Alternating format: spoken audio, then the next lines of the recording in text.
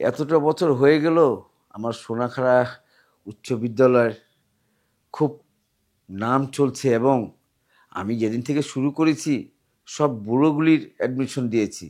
কিন্তু কি জামানা আসলো, এখন তো সব জুয়নগুলি আসছে। আমার স্কুলে শুধু ছাত্রী আর ছাত্রী।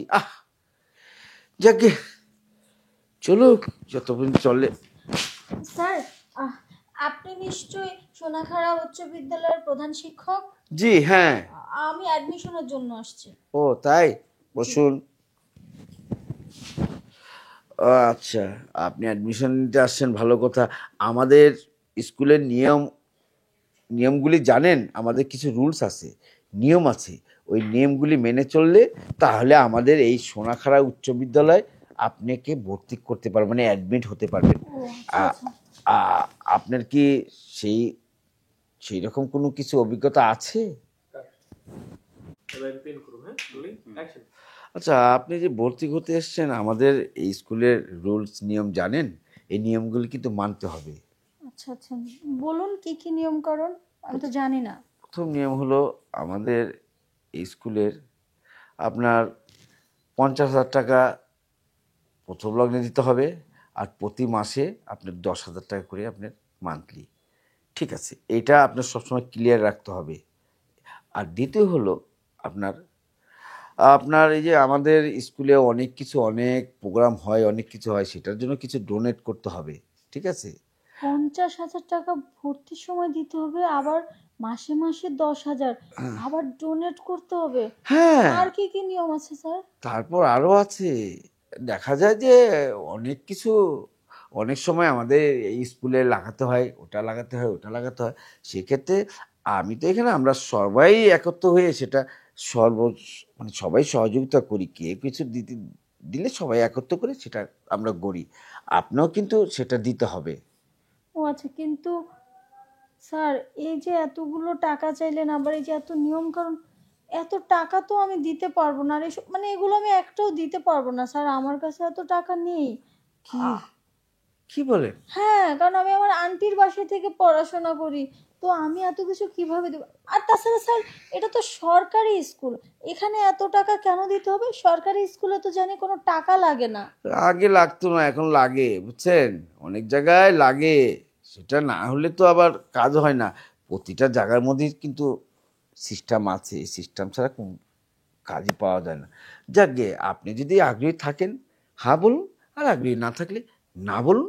স্যার, দেখেন বললামই তো, আমি এইসব টাকা পয়সা কিচ্ছু দিতে পারবো না, কিন্তু আমার খুব ইচ্ছা, অনেক আগ্রহ নিয়ে আসছি স্যার এই স্কুলে ভর্তি হওয়ার জন্য। আমি না সব সময় শুনে গেছি এই সোনাখাড়া উচ্চ বিদ্যালয়ের প্রধান শিক্ষক অনেক বড় মনের মানুষ, কাউকে উনি ফিরিয়ে দেন না। আর সেজন্যই তো স্যার আপনার কাছে অ্যাডমিশনের জন্য আমার আশা। স্যার দেখুন না, যদি কোনো কিছুর বিনিময়ে হলেও যদি আমার অ্যাডমিশনটা একটু করিয়ে দিতেন তাহলে খুব ভালো হতো স্যার। হুম, বুঝতে পেরেছি। ঠিক আছে, আপনি যখন এমন করে বলছেন, আহ, দেওয়া যায়। ওই যে বললেন না বিনিময়, বিনিময়টা বুঝেন তো? জি স্যার, হ্যাঁ অনেক কিছুই তো থাকে, একটু ভালো করে দেখুন না স্যার, মানে আমার বিষয়টা, হ্যাঁ অ্যাডমিশনের বিষয়টা দেখুন স্যার। হ্যাঁ, অ্যাডমিশন তো হয়ে গেছে।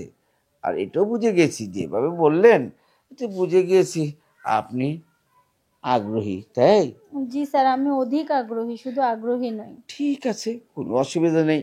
আমার কাছে যখন এসেছেন, আমার আবার তো দয়া আবার মায়া অনেক আছে। এই দয়া মায়া থেকে আপনাকে একটু দয়া করলাম।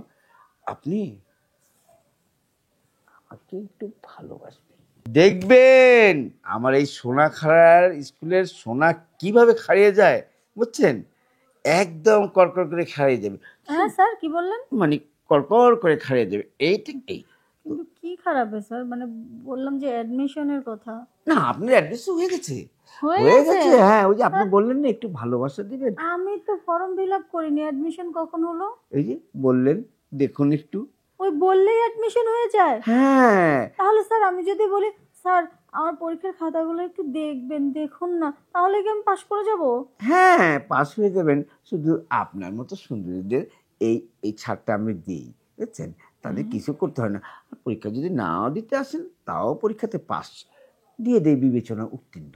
ঠিক আছে? হ্যাঁ, হ্যাঁ শুনুন, সময় কি আছে? হ্যাঁ, হ্যাঁ স্যার, যেহেতু আমার অ্যাডমিশন হয়ে গেছে সেহেতু সময় কেন থাকবে না, পুরো সময়টাই পড়ে আছে, আপনি চাইলেই উপভোগ করতে পারেন। এইরকম অফার শুনলে না আবার আমি জানি কেমন হয়ে যাই। আর বিশেষ করে মেয়েদের প্রতি আমি খুব দুর্বল, বুঝছেন? মেয়েদেরকে আমি খুব ভালোবাসি। হ্যাঁ স্যার, আপনি অনেক দয়ালু মানুষ তাই না, দয়ার সাগর।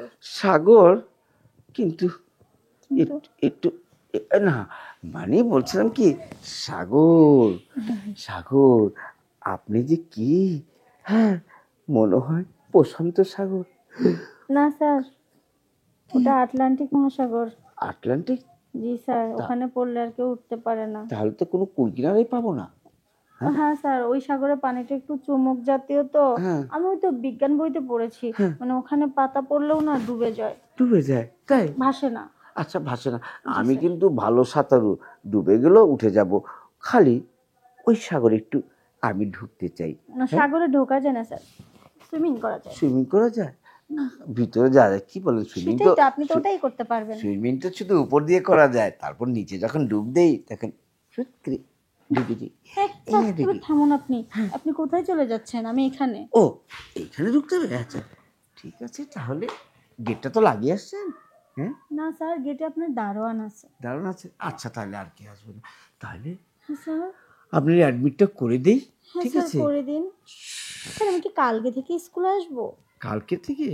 স্যার, আমি কি চাইলে মাসে একদিন করে এসে পরীক্ষায় পাশ করব? হ্যাঁ, শুধু একদিন করে আমাকে একটু সময় দিলে, একটু আদর। ঠিক আছে স্যার, তাহলে দেরি কেন করছেন? একটু সাঁতার কেটে আসুন না। হ্যাঁ, ঢুকছি।